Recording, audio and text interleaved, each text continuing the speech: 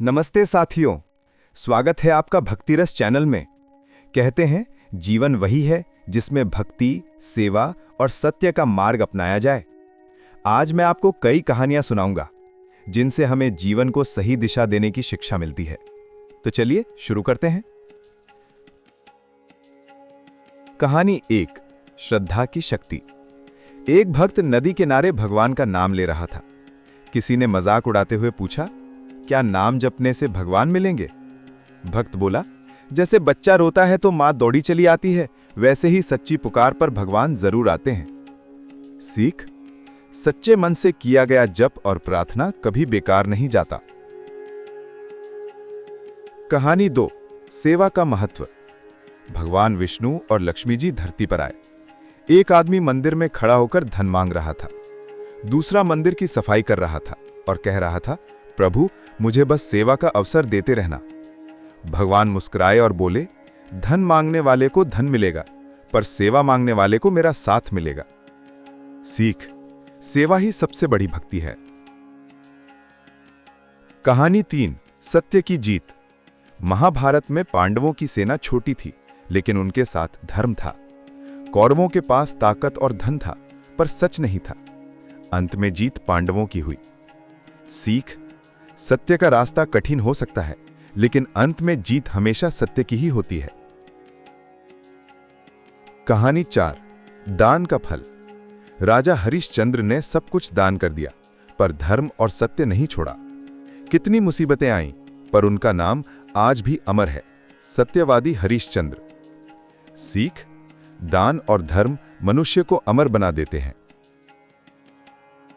कहानी 5, विश्वास की शक्ति। मीराबाई ने कृष्ण को अपना सब कुछ मान लिया। लोगों ने उन्हें जहर का प्याला दिया, लेकिन जब मीरा ने उसे पिया तो वो अमृत बन गया, क्योंकि उनका विश्वास अटूट था। सीख: गहरा विश्वास कठिनाई को भी वरदान बना देता है। कहानी 6, कर्म का महत्व। गीता में भगवान कृष्ण ने कहा, कर्म करो, फल की चिंता मत करो।